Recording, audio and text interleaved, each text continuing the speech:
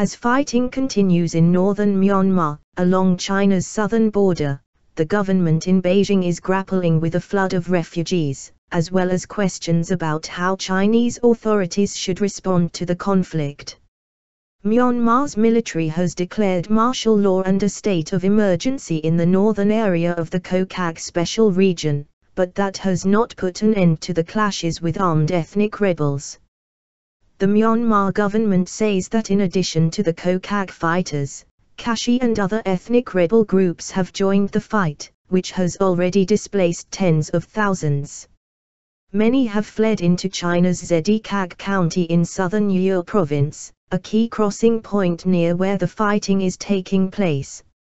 Residents there say that in addition to a flood of refugees, there is now a strong presence of armed forces on the Chinese side to maintain security, raising tensions. The last round of fighting between rebels and the Myanmar army in 2009 led to the ousting of rebel leader Peng Jiashek. Peng spent years in hiding, but now has returned and is seeking to reclaim his position as the head of the Kokang Autonomous Region. Some of those who have fled are hoping he does just that. Zhao, who works in a restaurant in Zhenkang, near the border, is among those who support Peng. Many hope that Peng wins the fight and say that things were much better before he was ousted, Zhao said. They say that after Myanmar authorities took over, they have not been treated well, he added. Peng's return to Kokang has also put increasing pressure on the Beijing government because of the sympathies that some Chinese feel for his cause and the fact that Kokang are ethnic Chinese. Before the recent conflict began, Peng gave interviews to Chinese media and sent an open letter to Chinese around the world, urging them to support their brothers in Kokang. That letter and recent photos posted online of dead Kokang in the streets have stirred up a nationalistic debate on the internet, with some urging the Chinese government to take action. Some have even drawn comparisons to Crimea. The Myanmar government has urged Beijing to prevent attacks from being launched from across the border. But there also are signs of support from other ethnic groups inside Myanmar, one refugee told Chinese-language broadcaster Phoenix Television. The refugee said that the reason other groups are supporting the Kokang in this fight is because we do not have ethnic equality. He said the Myanmar government will not give them identification cards and because of that they will not be able to participate in the elections. Myanmar will hold elections later this year, but many details are still being sorted out. Ethnic Kokang are not considered Burmese citizens but do have government-issued ID cards. However, a recent ruling by Myanmar's parliament means those cards will expire at the end of March, and card holders will be unable to vote. It is unclear if the law will be changed before the election.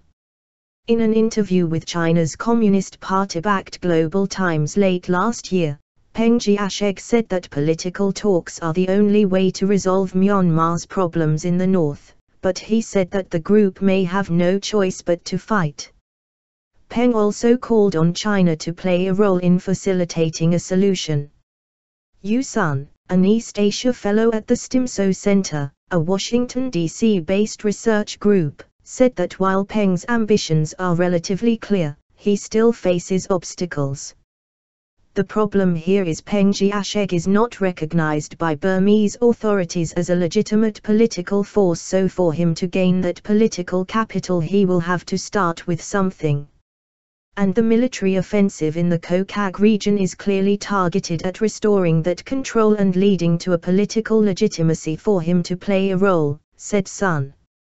Myanmar-China relations have gone through a major shift since the country began taking steps toward democracy.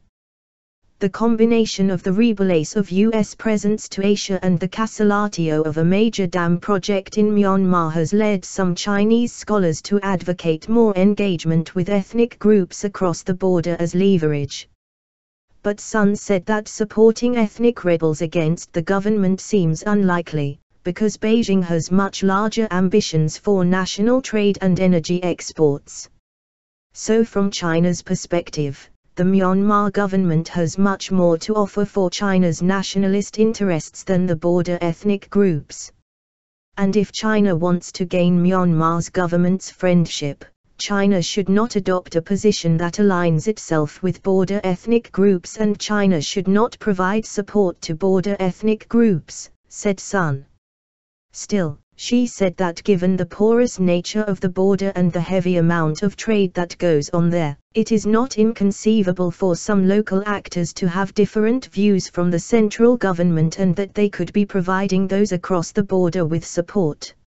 She added that while this does not represent the central government's position, what the Chinese government will do to address the conflicting demands remains unclear.